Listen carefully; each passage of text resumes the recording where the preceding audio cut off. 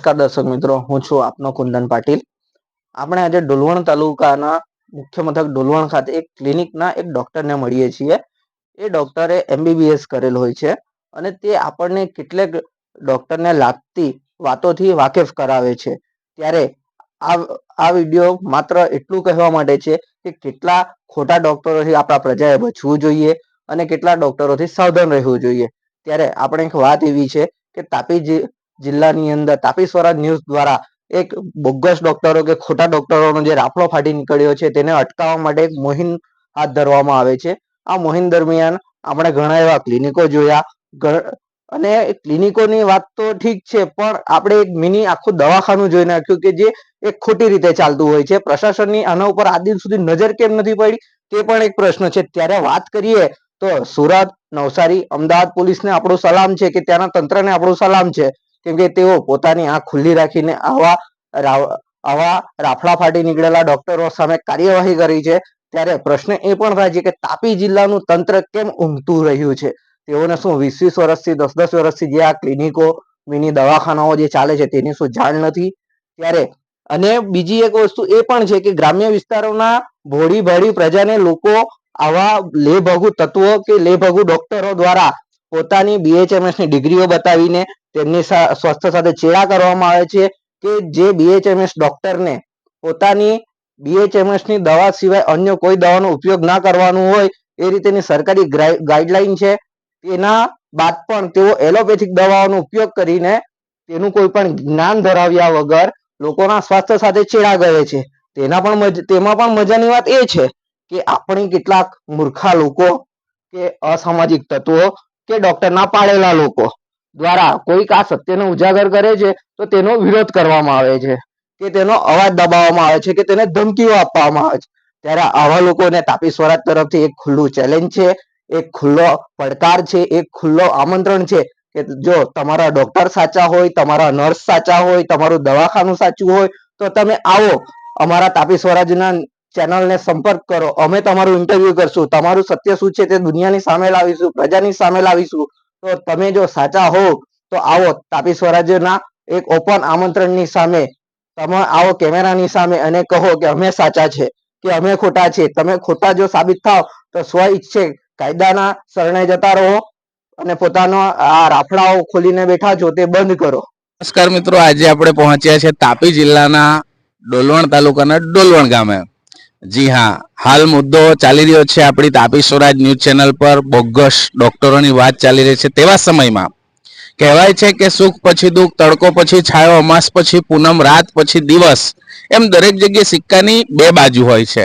એમ નકલીની સામે એક અસલી ડોક્ટરને આપણે મળવા જઈ રહ્યા છે. એવા ડોક્ટર કે જે પોતે MBBS છે, જેમણે પોતાની સરકારી નોકરી છોડીને સમાજ સેવા માટે થઈને એક સેવાકીય કાર્ય કરવા માટે, ખરેખર જે શબ્દ વપરાય છે ડોક્ટર ભગવાન છે, એ અહીં સાર્થક થઈ રહ્યું છે. અહીંયા એક યુવા ડોક્ટર જે પોતે MBBS ની ડિગ્રી ધરાવે છે અને ગ્રામ્ય કક્ષાએ જે ગરીબ જનતા છે, કદાચ આજે જાણવા મળ્યું છે કે કન્સલ્ટિંગ ફી પણ નથી લેતા અને ફક્ત દવાના પૈસા લે છે, એવી સેવા કરી રહ્યા છે. એવા એક અસલી ડોક્ટરને આજે આપણે મળવા જઈ રહ્યા છે ડોલવણ ખાતે. તો આવો મળીએ એક એવા સેવાકીય પ્રવૃત્તિ ધરાવતા એક યુવા MBBS ડોક્ટરને મળીએ. જી સર, આપનું નામ? ડૉક્ટર નયન કુમાર પટેલ. જી, આપ અત્યારે હાલ ક્યાં આપનું ક્લિનિક ચાલી રહ્યું છે? મારું એકચ્યુઅલી હમણાં ડોલવણમાં ચાલે છે. પરિશ્રમ ક્લિનિક નામ છે દવાખાનાનું. આ પહેલા ક્યાં સેવા આપતા હતા? હું બરોડા હતો, બરોડા નગરપાલિકામાં હતો. ત્યાંથી પછી મારે અહીંયા ખોલવાનું અનાયાસે બન્યું છે, એટલા માટે. ઓકે, હાલ જે સાહેબ રાજ્યમાં પરિસ્થિતિ ચાલી રહી છે, આપ ઘણા બધા કિસ્સાઓ તમે પણ સાંભળ્યા હશે. તો આપણા જે તાપી જિલ્લામાં ઘણી જગ્યા અમારે વિઝિટ કરવાનું થયું. ઘણી જગ્યાએ અમને જોવા મળ્યું કે જે ડિગ્રી હોય છે એની સામે એમને જે ટ્રીટમેન્ટ કરવાની હોય છે, કદાચ એ ન કરી શકે એવી ડિગ્રી હોય પણ તેમ છતાં કરતા હોય છે. તો એ સંદર્ભે આજે તમારી મુલાકાતે અમારી ટીમ પહોંચી છે. તો આપની જે ડિગ્રી છે MBBS, તો પ્રોપર આપે તાલીમ લીધી હશે, કેટલા વર્ષનો કોર્સ આપે કર્યો છે? મારે એકચ્યુઅલી 6 વર્ષનો કોર્સ કર્યો છે અને ટ્રેનિંગ એટલે એટલી સારી એવી ટ્રેનિંગ થઈ છે કે એમબીબીએસ ડૉક્ટરને એ વસ્તુનો વધારે ખ્યાલ રહે. અને અમારે કેવું છે એલોપેથી દવા એટલે ખાલી એલોપેથીમાં તમારે સ્ટડી કરવું એવું નથી. દવા વિશે તમારે ઇફેક્ટ કરતાં સાઈડ ઇફેક્ટ અમારે વધારે જાણવાની હોય છે. એટલે અમે કોઈ પણ મેડિકલ પ્રેક્ટિશનર હોય એણે દવા આપતા પહેલાં વિચારે છે કે એની સાઈડ ઇફેક્ટ શું આવશે. પેશન્ટને સારું તો કરવું છે પણ એ કન્ડિશનમાંથી હજુ ખરાબ કન્ડિશનમાં નહીં જાય એ વિચારે છે. એટલે અમારી સ્ટડીની અંદર થોડું એ રીતનું હોય છે એમ. જી સર, મેં આપનું બોર્ડ વાંચ્યું પટેલ, એટલે મને લાગ્યું કે આપ પણ આજ સમાજમાંથી આવો છો, અહીંયા જ આપ ભણ્યા છો અને ફરીને તમે આટલે દૂર છે બરોડાથી પાછા અહીંયા જ આવ્યા છો, તો એના પાછળનો ધ્યેય પણ કંઈક સારો હશે મને એવું લાગે છે. શું ધ્યેયથી આપણે અહીંયા આપણા જ વિસ્તારમાં ક્લિનિક નું અહીંયા તમે વિચાર્યું? મારું એમ મૂળ વતન આ ગામ જ છે અને મેં પહેલેથી એ વસ્તુનો મારું ખ્યાલ છે કે લોકોમાં થોડું જાગૃતતા લાવી છે. સમાજમાં થોડી સેવા કરવી છે. થોડી એટલે ઘણી સેવા કરવી છે. પૈસો તો પૈસાની રીતે છે જ, પણ ડૉક્ટરે એવું પ્રાઉડ ફીલવાળી જે આપણું સ્ટેટસ છે કે તેમાં તમને કંઈ સારું કરતાં પહેલાં કંઈ ખોટું કરતાં વખતે વિચાર આવે અને સમાજમાં એક સારો સંદેશો ડૉક્ટર દ્વારા જ જાય છે.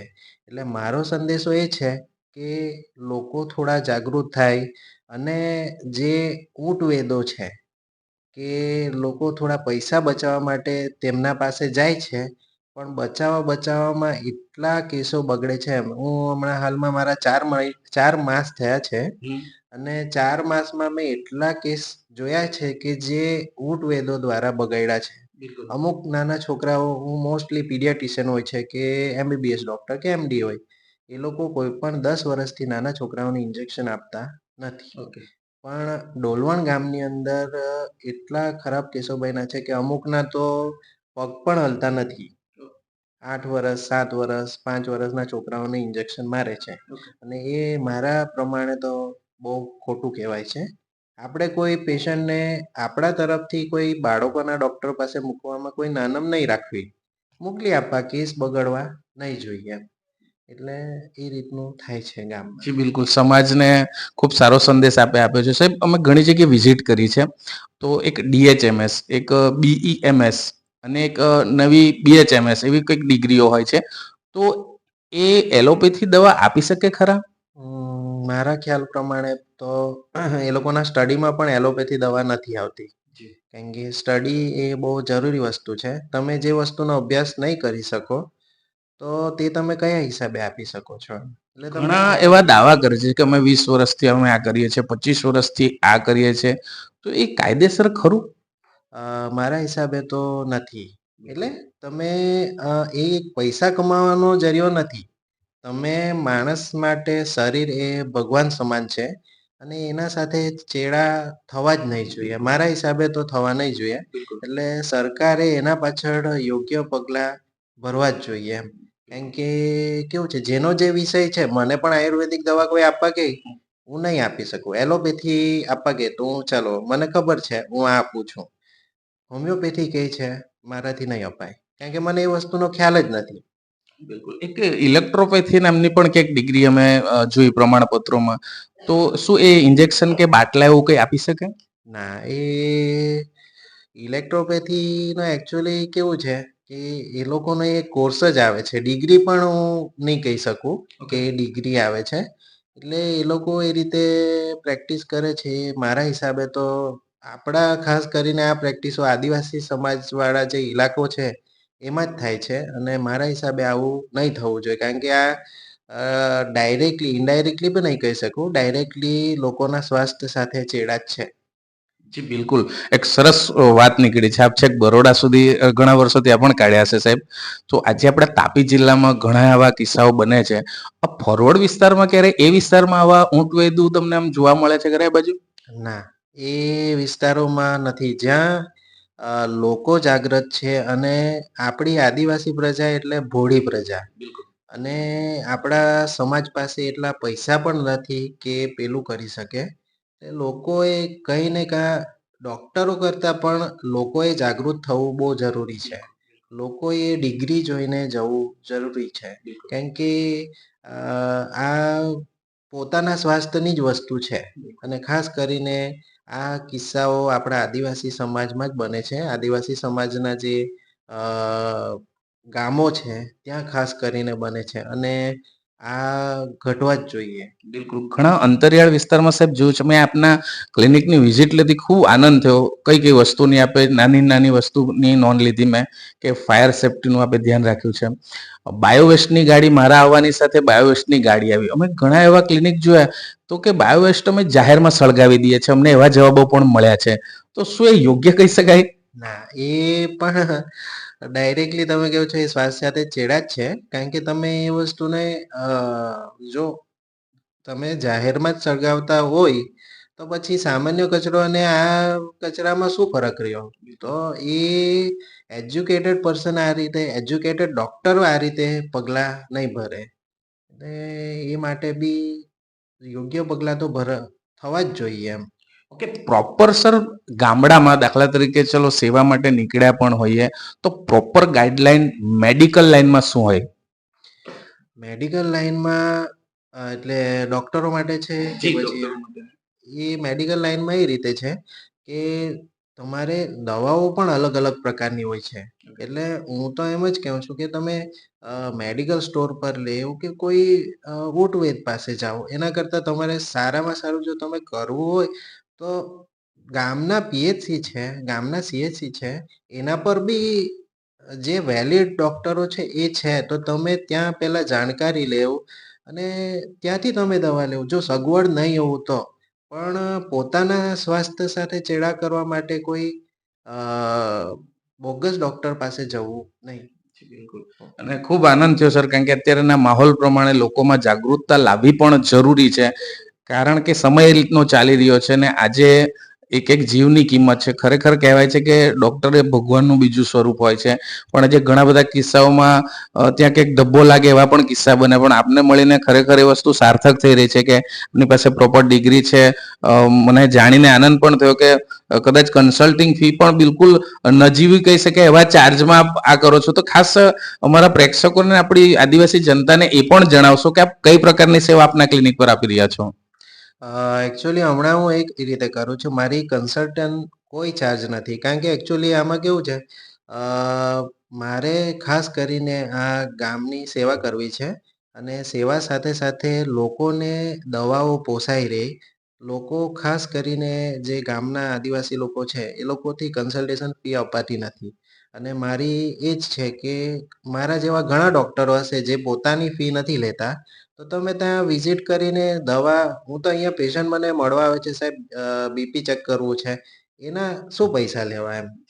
એ એક આપણે સેવા ભાવના દરેક ડૉક્ટરે રાખવી જોઈએ અને આ રીતે થશે ભવિષ્યમાં ઘણો સુધારો થશે. બિલકુલ. મને એક નાનપણનો કિસ્સો યાદ આવે કે નાનપણે શાળાની અંદર પૂછવામાં આવતું બાળકને કે મોટા થઈને શું બનવા દો, કોઈ કે આઈપીએસ બનશું, કોઈ કે આઈએસ બનશું, કોઈ કે ડોક્ટર બનશું, એન્જિનિયર બનશું. કોઈ એમ નહોતું કહેતું કે મારે માણસ બનવું છે, કારણ કે માનવતા વગરની ડિગ્રી નકામી છે. તો ઘણા લોકો માનવતા નેવે મૂકીને લોકોના શરીર સાથે ચેડા કરી રહ્યા છે. તેવા સમયમાં જ્યારે આપ માનવતા દાખવી રહ્યા છો તો ખરેખર અમારી ચેનલ વતી, અમારા તમામ દર્શકો વતીને, ખાસ આપણા આદિવાસી વિસ્તાર વતી આપનો ખૂબ ખૂબ ધન્યવાદ. આપનો કિંમતી સમય અમને આપ્યો તે માટે સર આપનો ખૂબ ખૂબ ધન્યવાદ. આભાર. તમારો પણ ધન્યવાદ. તમારી ટીમ આવી અને આના પરથી થોડું લોકો પણ આ વિડીયો તરફથી જાગૃત થાય અને તમારા ચેનલ માધ્યમથી હું કહેવા માંગુ છું કે તમે એક બહુ સારું એવું પગલું લો છો અને આગળ જતાં લોકોમાં પણ જાગૃતતા આવશે. અને તમારી ચેનલનો ધન્યવાદ કે મને સમય આપ્યો છે અને ધન્યવાદ તમારો.